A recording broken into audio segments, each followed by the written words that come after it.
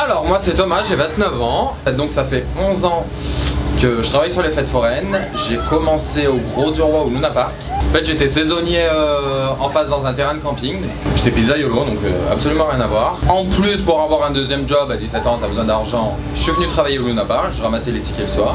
Puis je me suis bien entendu, ça m'a plu et je suis resté, me voilà encore là.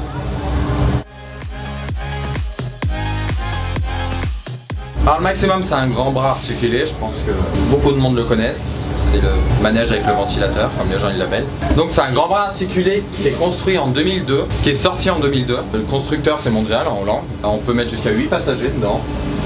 Et ça vous fait des loopings dans tous les sens.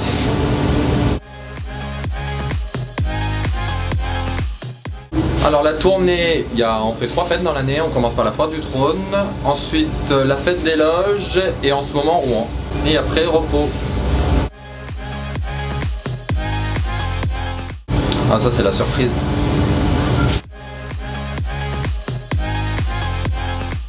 Alors une journée type elle commence le matin, donc il y a l'entretien, il y a le ménage, tout ce qu'on voit pas toute la journée qui est fait le matin. Ensuite vient l'ouverture jusqu'à la fermeture, donc ça fait des assez longues journées quand même, mais bon. Après voilà, moi par exemple je suis assis, je parle dans un micro, je discute avec les clients, donc il y a pire comme travail, je travaille pas non plus à l'usine. Il y a les journées type aussi du montage, donc du matin jusqu'au soir. Pour le montage, on est à peu près à 3-4 personnes, ça dépend. Ça dépend s'il y a tout personnel, ça dépend de la météo. Donc s'il pleut, forcément on va aller plus lentement parce qu'il faut faire plus attention, ça glisse.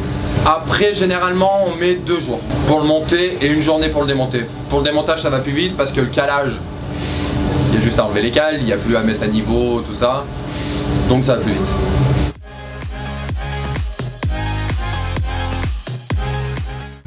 La question piège. Non, plus sérieusement, il y a un entretien derrière tout ça, donc cela a un coût, les pièces coûtent relativement cher généralement. Bon, ça, les ampoules, tout ça, nous sur cette machine là, il n'y en a pas non plus des masses et des masses, donc ça reste raisonnable, mais il y a des employés, il y a les frais de place, il y a les impôts, il y a tout ça a un coût, les frais de déplacement quand on se déplace d'une fête à une autre, le gasoil, les péages, surtout en ce moment ça coûte extrêmement cher. Donc oui, après ça reste un investissement, donc il faut que ça rapporte un minimum quand même. Mais la place elle coûte 6 €, c'est pas 6 € qui vont directement dans la poche. Alors, sur 6 € il reste plus grand chose au final.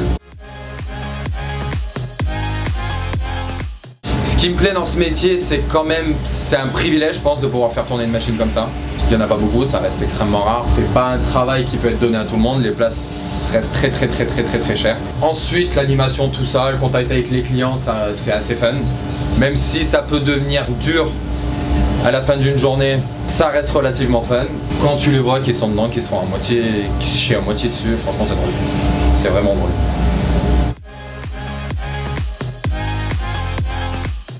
Alors c'est un métier très fun mais extrêmement dur, on va pas se le cacher. Les horaires, donc les journées relativement longues.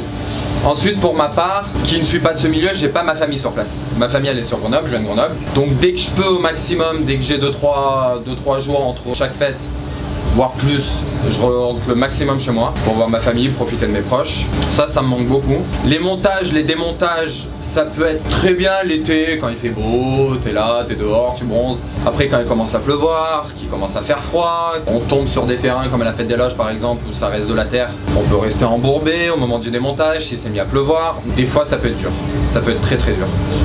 Mais c'est le jeu, ça fait partie du jeu. Alors là c'est l'ordinateur, donc moi pour ma part il me sert juste à voir quand j'ai des erreurs. Donc si c'est une erreur électronique, certaines erreurs elles vont s'afficher. Par exemple là que les barrières sont ouvertes, elles sont pas fermées, si j'essaye de partir, ça va s'allumer en rouge et je peux voir d'où vient l'erreur. Donc là, alarme pression trop petit, je sais que c'est parce que les barrières sont pas fermées.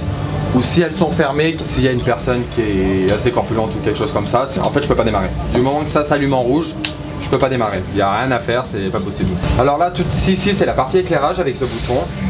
Et ici c'est la partie des commandes avec le joystick pour pouvoir faire tourner la traction. Donc le frein, la montée et la descente de la plateforme et le départ arrêté.